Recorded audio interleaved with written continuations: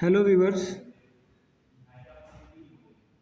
as you know, we have started previous year exam paper special series for upcoming examination. So, in this lecture, we will discuss administrative law, that is for BLLB 8th and BCom LLB 8th semester.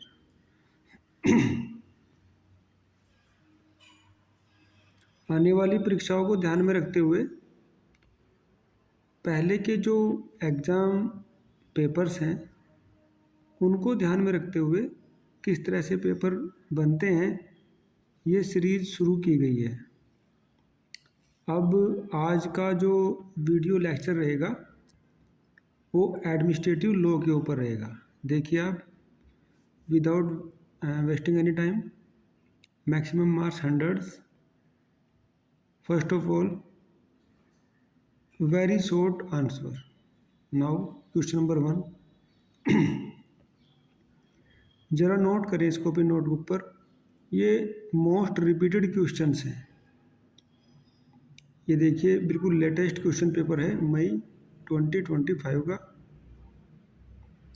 अब देखिए, इनको note करें, ये repeated questions हैं, बार बार आते हैं। Number 1, reason decision, तर्क संगत निर्णय।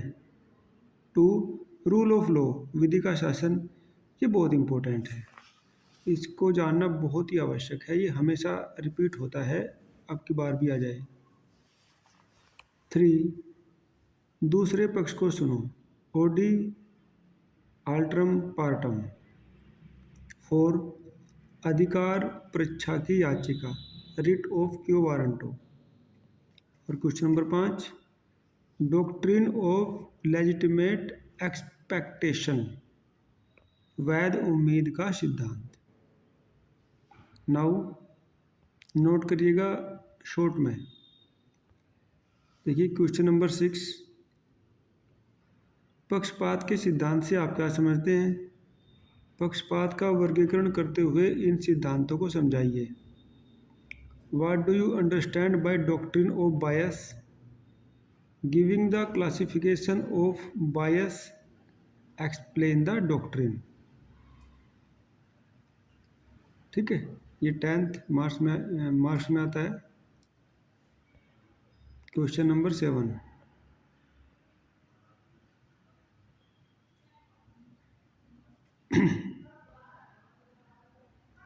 शक्ति पृथक्करण के सिद्धांत की विवेचना कीजिए। यह सिद्धांत भारत में कैसे सुसंगत उपयोगी है? Discuss the doctrine of separation of powers, how this doctrine is relevance in India. ये doctrine of separation of power के ऊपर है। 8, भारत में लोकपाल की शक्तियों के कार्यों पर एक आलोचनात्मक टिप्पणी लिखिए। Right A critically note on power and function of Lokpal in India. Note करें इसको। चलिए अब ये next section, descriptive, question number 9, प्रशासनिक विधि से आप क्या समझते हैं? आधुनिक युग में प्रशासनिक विधि के विकास के कारणों पर प्रकाश डालिए। What do you mean by administrative law? What are the reasons for the growth of administrative law in modern era? Important question है, ये रिपीटेड क्वेश्चन है। क्वेश्चन नंबर 10, परमादेश याचिका से आप क्या समझते हैं? निर्णीत वादों की सहायता से परमादेश याचिका जारी करने के विभिन्न आधारों की विवेचना कीजिए। What do you mean bye writ mandamus? With the help of decided cases, discuss different growth for the issuing the writ of mandamus. ये ग्रोथ की जगह ग्राउंड आना चाहिए था। ठीक है, चलिए, ये ना एक प्रकार से रिट्स होती हैं, परमादेश के अलावा भी और रिट्स होती हैं, ज़रा उनको आप लिख करके बताइए कौन कौन सी होती हैं, उसी क्वेश्चन बनेगा। 11 प्रत्यायोजित विधान से आप क्या समझते हैं? प्रत्यायोजित विधान पर न्यायिक नियंत्रण की व्याख्या कीजिए, निर्णीत वादों का हवाला दीजिए। What do you mean by delegated legislation? Explain the judicial control over delegated legislation. Refer to decided cases. Very important question. 12 निर्णीत वादों की सहायता से सरकारी कर्मचारियों द्वारा नियोजन काल में की गई अपकृत्यों के प्रति सरकार के दायित्व की आलोचनात्मक विवेचना कीजिए। With reference to decided cases, discuss critically the tortious liability of the government committed by its servant in the course of their employment. ये एडमिनिस्ट्रेटिव लॉ और टोर्ट दोनों को मिला करके बना दिया गया है क्वेश्चन, ठीक है।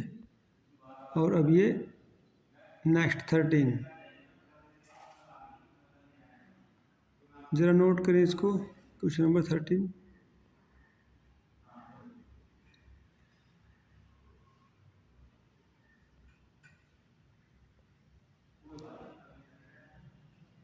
Define the public corporation. 2 B पे व्हाट इज सबॉर्डिनेट लेजिस्लेशन। देखिए सबॉर्डिनेट लेजिस्लेशन पे ऊपर भी क्वेश्चन आया है और यहाँ पर भी आ गया, 2 बार ही हो गया एक ही क्वेश्चन पेपर में, ऐसा भी होता है। Write down the causes of for growth of administrative law. ये ऊपर भी आ गया एडमिनिस्ट्रेटिव लॉ में ग्रोथ में, और यहाँ पर भी। तो देखिए आप क्वेश्चन किस तरह से रिपीट हो रहे हैं। तो ठीक है, हिंदी में देख लीजिएगा एक बार। लोक नियम को परिभाषित कीजिए। ब अधीनस्थ विधान किसे कहते हैं। स प्रशासनिक विधि के विकास के कारण लिखें। ठीक है, तो इस तरह से ये पूरा क्वेश्चन पेपर हो जाता है। इसमें देखिए हर क्वेश्चन के पीछे एक कंसेप्ट है, कंसेप्ट को निकाल करके उसके ऊपर आप उसको रीड करिएगा, कंटेंट इकट्ठा करिएगा और उसका अच्छे से अच्छा आंसर बनाने की कोशिश करें। अब तो एआई भी आ गया है, एआई की मदद से भी आप उसको अच्छे से इसका आंसर बना सकते हैं। तो ठीक है विद्यार्थियों, I hope this video will be very helpful to you. Thanks for joining the session. Thank you.